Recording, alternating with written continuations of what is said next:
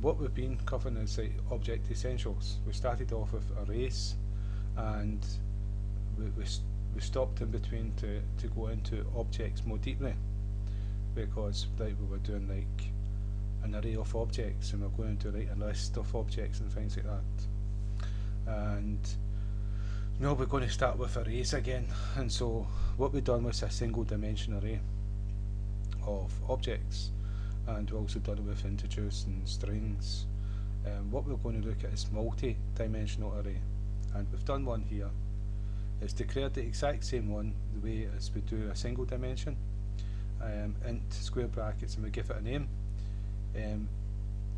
equals new for a new object, int square brackets, and then we've got braces and the values to go to be assigned to the array. The difference is we've got an extra set of brackets, square brackets, and that's because we've got one array and another array, so it's multi-dimensional array, and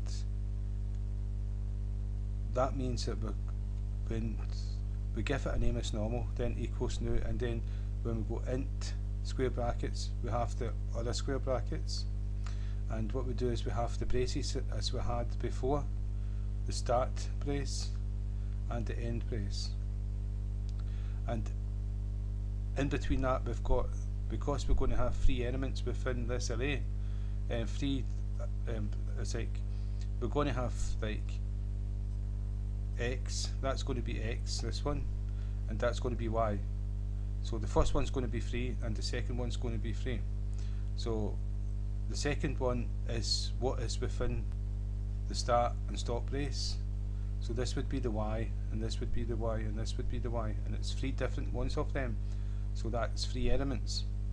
So inside here, this is the first one, we've put all ones. In the y array, see how we've got a for loop. If I can show you the for loop, is that we've got x and we've got y. So the y is the second square brackets and the x is the first square brackets, and we've done both to 3 because we've got 1, 2, 3 y's, and inside each y we've got 1, 2, 3 x's, because it's a multi-dimension, and separating each element is a comma, and separating each set of teeth is a comma, and to finish the command with a colon.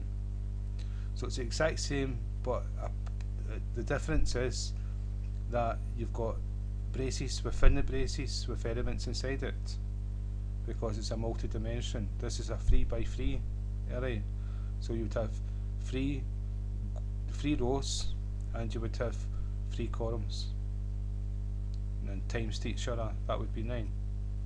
And so that's a multi-dimensional array. And what we've done, we've used a for loop.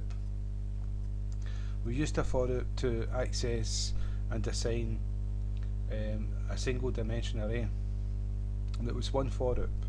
But because we've done a multi-dimensional array, we have a for loop to access the first square brackets, and inside the for loop braces, which the group of code for the for loop goes into, we do another for loop, and we assign a different integer to it, y. This one's called x, this one's called y, and it's going to access the second braces. So with these 2 for loops, it's going to loop the whole array, different values. So if we run this program, it's going to print out every single one of these, and I'll show you. So this is sets. This is the array lists that I've got. We're going to show you later, and I've got it on the program at the moment on this class. So that's the last one is 3, 3, 3. That's the last one, yeah. And so if we run it again, just get it back again, and if I go up, you'll see that it's the first y is 1, 1, 1, because, and then the second one is 2 2 2 then 3 3 3. And the reason why that is because it comes in here once, comes in here and does y 3 times. So it comes in the x, comes into the braces here, goes into these braces and does 1 2 3. Then it comes out of the y, comes back round and goes into x again, and y is moved up to 2, so it comes into y again and does 2 2 2, and then comes out of the y and comes round again and goes into the braces again, but it goes into the y3 and does 1 2 3. So that's two different for loops within each other, and it prints out every single value. So that's a multi-dimensional array. And so what would happen if I added another one of these, just to show you that it's, and we'll change this to 4 6, just to show the difference, so that you know that we could assign these numbers to anything. And now what we've got here is 3 for that, the first square brackets, and 4 for the second. And so it's going to loop inside y 4 times instead of 3 times. So if we run the program, let's see what's happened here. Right, it's not happened the way it's supposed to. Let's see. It's not happened because we have to change the for loop to go 4 times. So now what happened is we were only looping for 3 times, even though we had 3 elements. 4 elements, it just stopped there instead of doing it 4. So if we run it now, you'll see it's accessed them.